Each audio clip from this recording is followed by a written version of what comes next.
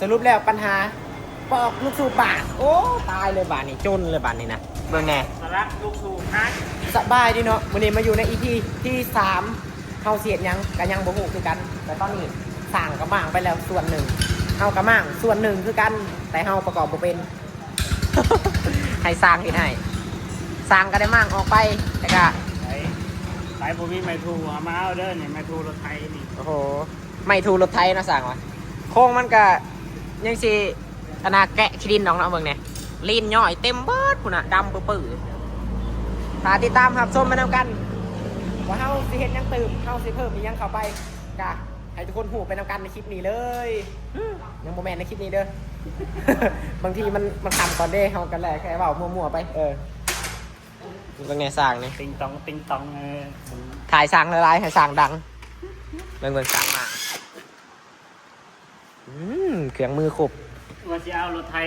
กระโปงแต่งลง YouTube นำนี่ได้แล้วโครงก็จะมีประมาณนี้ไว้เนี่ยตามคนเดียวเลยเนี่ยรีวิวรุ่นนี้แหละเบิ้งกับบริเฮ็ดก็ชิเบิ้งไงยังนี่ลงไปห้างเขาอยู่ใกล้ๆอยู่แคมป์ทางเรียกมันหลายอย่างแล้วเบิ้งกับบริเฮ็ดคือเก่าฮะแล้วสร้างบ่ว่างสร้างยังเฮ็ดคันนี้อยู่มันหลายเรียกแล้วยอมแล้วเฮ็ดต่อไปสร้างเอาสิยืนว่าวอย่างเดียวกูไปถ่ายเอารถไทยสิ่งประเทศลาวอีแตนซิ่งอีแตนซิ่งเหรอของเฮาได้ซะรถไทยแต่งของเฮาน่ะของเฮารถไทยแต่งบ่แม่นอีแตนซิ่งแยกออกระหว่างอีแตนซิ่งกับรถไทยแต่งมันนั่นก็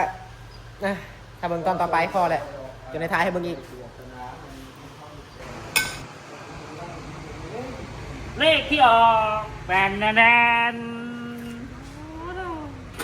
เละเป็นเละเลยนะเลขมันขึ้นว่าลูกสูงโอ้โอ้ก้ย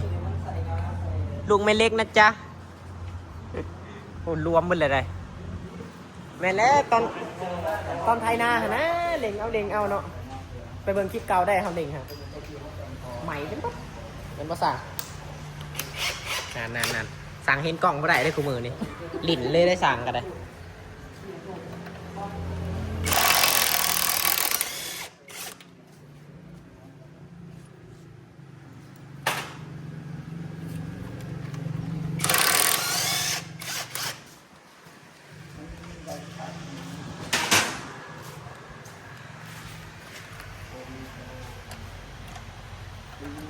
เบิ่งสั่งกำลังมากอยู่งานนี้ก็จบงานพอขั้นตอนยากๆให้สั่งจัดการขั้นตอนง่ายๆเท่ามากเองเป็นแต่แสบเข่ามาต่วยผ่านอยู่ปะแตะใส่กล่องนี่เว้นเลยไม่ถึงแบบว่าถ่ายไม่ได้เลยนะ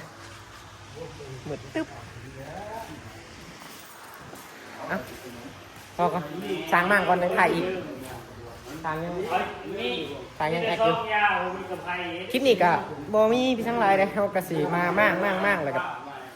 สิไปล่างให้มันงามๆเลยก็สินั่นแหละสิไปล่างให้มันออกเลยก็สิเป้ากับบ่ถือไปแล้วมาเบิ่งนี่สูบแวนเป็นอะไรมันคือว่าลีนออกต่อควันต่อไฟลีนออกต่อหายใจมันนี่มาเบิ่งมึงดูขั้นตอนถอดแล้วป่ะนี่สางสีถอดแล้วไปรุ่นสางสีถอดแล้วติดตามหับส้มไปทำกันว่าจะเป็นอะไรสุมเจ้ายังเคยเห็นมันบ่เอากับบุเคยเห็นคือกันนี่เบิ่งมันตอกกันมันสิออกมาในนี้นี่มันสิปึ๊บมาให้ดีให้บ่มันรุดออกมาแล้วนี่แวนจนเกี่ยงแวนเบิดแล้ว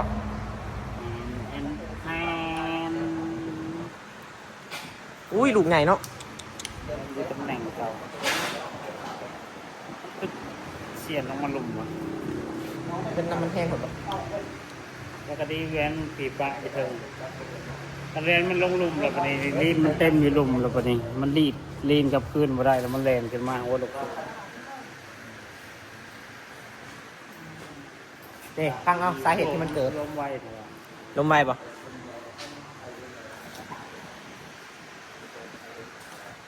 สั่งไว้ลมไวปวดสั่งฟางเจทใหม่เดี๋ยวให้มันขักๆกว่าเก่า บ่เคยถ่ายเด้ถ่ายแล้วกับมันบ่อยากเว้าปานใดแน่แน่ปกโหลดแน่เซตสั่งกำลังทำการวิเคราะห์อยู่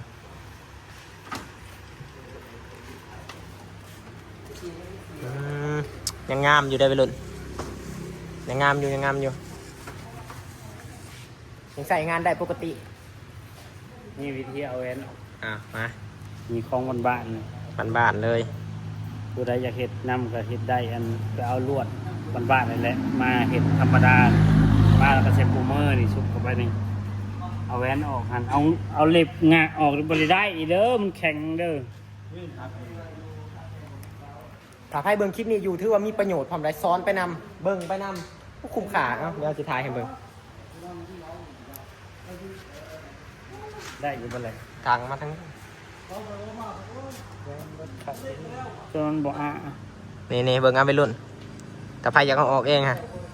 นี่เห็นป่ะเด้อปึบเป็นไรถอดปั๊บน่ะโอ้ยง่ายปอกมะกล้วยเข้าปาก ง่ายง่ายนี่แต่สำหรับเฮาก็คือบ่อยากแนะนำเอาออกเองปานใดเพราะว่าเอาออกมาก็ใส่เองบ่เป็นคือเก่าแต่ว่าไปเฮ็ดอยู่ห้านดีกว่านี่สร้างบ้าน สร้างบ้านแต่นี่ได้สร้างในเมือง อันนี้ฮะสร้าง6เป็นแปลน เบิ่งห่านก็สวมสื่อได้สร้าง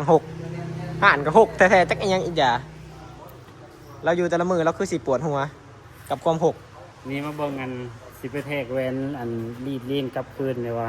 มันสิห่างสำใดเขาไปหยัดเขาปอกเห็นไหมคลิปนี้ถือว่าตามเลยคลิปนี้ฮะแบบซ้อนไปนำเบิ่งไปนำนี่จับปากแวนนี่ออกมาแล้วก็ซุกเข้าไปนี่ซุกเข้าไปแล้วก็ดันลงไปนี่อันนี้วิธีแทกเบิ่งแวนว่ามันห่างกันได้ถือว่าเป็นอะไรนี่มาเบิ่งนี่มันห่างนี่ระยะห่างเห็นบ่นี่ห่างระยะห่างของแวนปกติ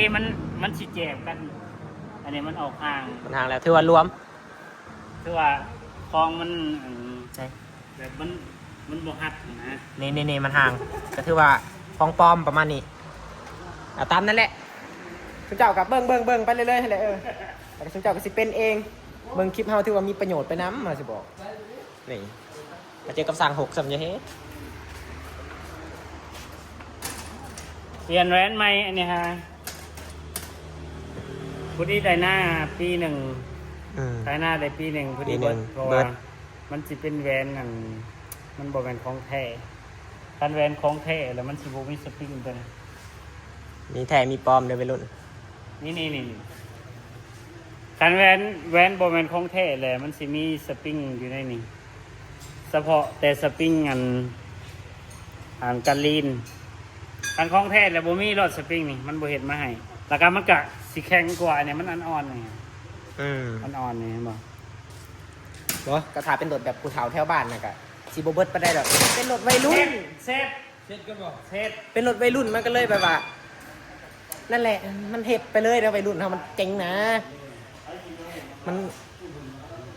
นั่นแหละเพคือแป้งมุนคือแป้งตัวใดบ่ดีคือเปลี่ยนโอ้ยทีมงานนี่บอกเลยตึงจริงแค่เป็นรถแบบบ้านๆแบบผู้เฒ่าเขาใส่ไถนาปกติโอ้ยเขาธรรมดาตอกไถนาอันนี้วัยรุ่นมันเฮ็ดสตวดประมาณนี้ไปเอาเฮ็ดก่อนให้มันแล้วภายในมื้อนี้มื้ออื่นมื้อฮื้อเจอกันทันทีใครก็ยังบ่จักลงซุยเดี๋ยวเฮาสิประกาศอีกเทื่อนึงโอเคตามนั้นเดี๋ยวถ่ายช็อตใหม่สรุปแล้วปัญหาปอกลูกสูบบาดโอ้ตายเลยบาดนี่จนเลยบาดนี่นะเบิ่งแน่สลักลูกสูบฮักสลักมันหักในรถมันแห้งโคตรใช่เลยวะสลักเราฮักนี่มาเบิ่งไปก่อนนี่มองกันบาดนี่เห็นบอลนี่เป็นคล้องเลยใน2อันนี่โอ้จนในทันทีจนเลย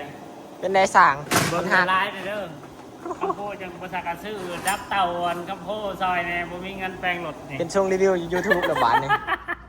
เบิ่งแน่ ดูเนี่ย สลักหักสลักหักแล้วมัน สลักตัวนี้ฮัก อ่า สลักตัวนี้ฮักเลยสลักกันลูกสูบออกมาทูกระปอกแล้วมันบาดแบบนี้ฮะเราได้เปลี่ยนปอกลูกสูบใหม่ สรุปแล้วได้เสียเงินอีกโอ้ตายเห็นได้บัดนี้ไปบ่สู้ยี่นี่ห่วยบ่มีรถบ่แล้วนี่บ่มีเงินแปลงนั่นนี่นะเบิ่งแน่นี่เบิ่งสร้างกำลังทำการเอาออกนี่นี่เบิ่ง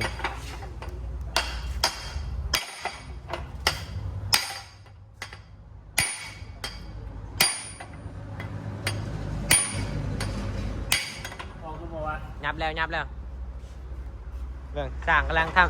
ทำการใส่ความสามารถเรากระดานตอกออกมาปึ๊บเด้หลุดออกมาหลายนี่โอ้ยบ่ไหวเนี่ยนี่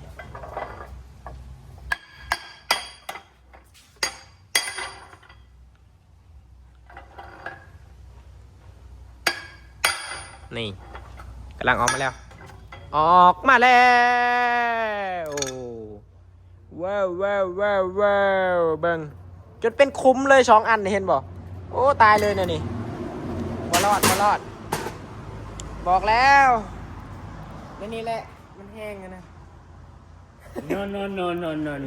ไทยนากันเล่งเอาเป็นได้ป่ะเนี่ยเสียเงินบอกมาแป้งก็ได้ตอนแรกนะรถมันเป็นยังมันติดได้ปกติ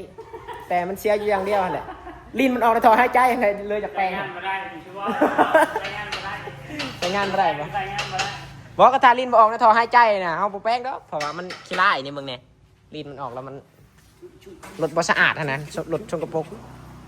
เนาะพิจารณามาแล้ว พิจารณาบาทนี่เอาเห็นได้บาทนี่เอาฝากกดไลค์กดแชร์มาให้มันได้เงินเลย เงิน ตายเนี่ยนี่อกอ่างดิอ้าวแก้ปัญหาซอยกันตี้อ้าวคนเบิ่งกับซอยกันแน่มันสิไปในได้ต่อบ้านี่ฮะปอกลูกสูบบาทได้ซื้อใหม่อย่างเดียว